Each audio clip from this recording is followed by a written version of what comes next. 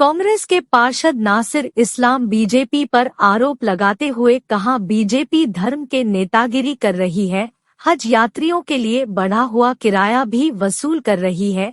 एवं तीर्थ यात्रा या हज करना बात तो एक ही है, एक तरफ तीर्थ यात्रा को फ्री कर देना, वहीं दूसरी तरफ हज यात्रियों से मनमाना किराया वसूल करना, यह कैसी राजनीति है। लॉकडाउन के बाद बहुत बड़ी मात्रा या प्रतिशत में बढ़ा है, परंतु हिंदुस्तान सरकार हाजियों के साथ जिस तरह का व्यवहार कर रही है, भारत सरकार जिस तरह का हाजियों के साथ, बड़ी दुखद बात है। आज ये देखिए कि महाराष्ट्र या बॉम्बे से जाने वाले हज यात्री के 3,03,000 रुपये लग रहे हैं। इन्होंने ये अनाउंस किया है, इन्हीं के रेट बता रहे हैं। लेकिन भोपाल से जो हज यात्री जाएगा उसके 3,72,000 रुपये मांग रहे हैं। अब ये बताइए, ये 69,000 या 68,000 रुपये यहाँ से बॉम्बे तक के सफ़र में ये कौन सा तरीका है? क्या लूट रहे हो आप? और एक तीर्थ यात्री को, एक हज पे जाने वाले हाजी को, जो आपके देश को अतिरिक्त कमाई साल के अंदर एयरलाइंस को जो मिलती है, उसका सबसे मुख्य कारण हज यात्री होता है, जो एक बड़ा भुगतान करके जाता है, जिससे एयरलाइंसों को बहुत सालाना सबसे बड़ी कमाई हज किसी भी एयरलाइंस की यही है, जो इंटरनेशनल वो चलती है। अब ये बताइए कि एक तरफ तो आप कर ले कर्नाटका की बात, तो वहाँ आप अलग तरीके से वो ले रहा हो, सबसे कम कर्नाटका क्यों चुनाव था वहाँ। उसके बाद बिहार के अंदर आप 4,04,000 रुपये ले रहे हो। ये कैसी लूट है? बिहार के साथ आपकी दुश्मनी चल रही है नीतीश कुमार से, तो वहाँ पे आप वो ले रहे हो। उसके बाद आप मध्य प्रदेश में अलग वो ले रहे हो, उत्तर प्रदेश में आप अलग। ये कैसे? सेंट्रलाइज चार्जेस होना चाहिए, जिस भी अलग अलग एयरलाइंसों को हज यात्री पहुंचाने, कोई भी एक एयरलाइंस इतना बड़ा काम नहीं कर पाती। अलग अलग हज यात्रियों को ले जाने के लिए अलग अलग एयरलाइंस की व्यवस्था भारत सरकार करती है, परंतु आप जेब भरने के नाम पर तो लाखों रुपए की रिश्वत खा लेते हो एयरलाइन से, और फिर उनको अलग अलग जगहों पर उनको मनमर्जी चलाने देते हो, जिसके कारण ये सब अनियमितताएं। और मैं तो ये कहूँगा, ये इस तरह की दुर्भावना से जो भारतीय जनता पार्टी की केंद्र सरकार और मोदी सरकार और इसके अंदर बैठी हुई स्मृति ईरानी, जो गैस की टंकी लेकर सड़कों पर निकला करती थी, सब्जी के भाव बताया करती थी, आज उनका क्या भाव है यही समझ में नहीं आता।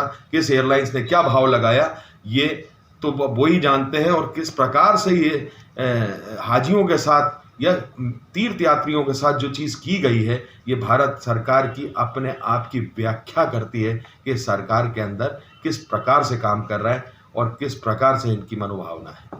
सर, जैसे कि भोपाल से बॉम्बे तक का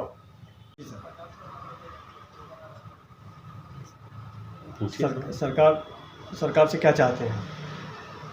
भाई, सरकार से कुछ नहीं चाहते। सरकार से यह चाहते हैं कि खुलेआम लूट और डकैती को बंद करो। तुम एक तरफ तो ढोंग करते हो कि तुम तीर्थ यात्रियों को फ्री कराती है मध्य प्रदेश सरकार और हिंदुस्तान सरकार तीर्थ, तो ये भी तो तीर्थ ही है ना। हज यात्रा क्या है भाई? तो ये इसके अंदर हज यात्रियों को क्यों लूट रहा हो? तीर्थ और इसमें क्या मतलब क्या फर्क है हज यात्रियों में?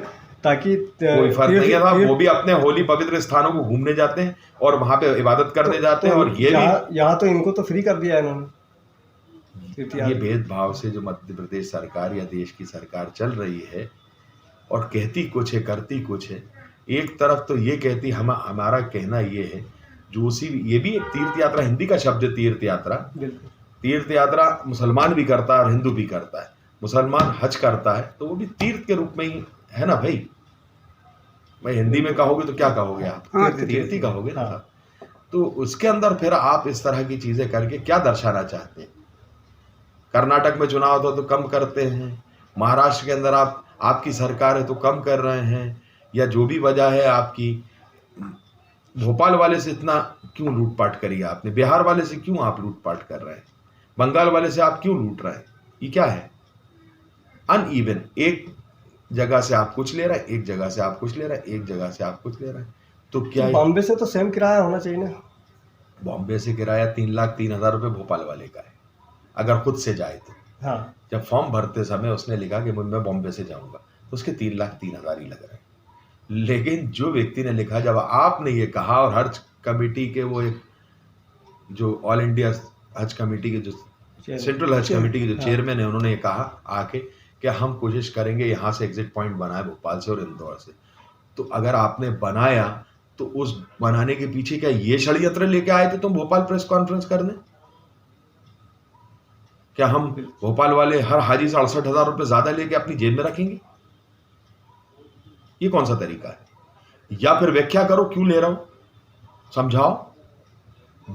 देश के अंदर आज कोई सा भी बिल आप किसी भी बड़े से बड़ी जगह पे जाके कोई चीज लेंगे, खरीदेंगे, कोई व्यवस्था मांगेंगे, कोई वो करेंगे, तो उसके अंदर क्या होता है भाई? आपको बिल में समझाती है ना एयरलाइंस भी हर कि ये इस बात के पैसे, ये इस बात, तो आप समझाइए ना, बताइए किस बात के ले रहे हैं। तो इस तरीके से तो दोगला व्यवहार कह सकते हैं। देखिए, मैं तो ये कहूंगा कि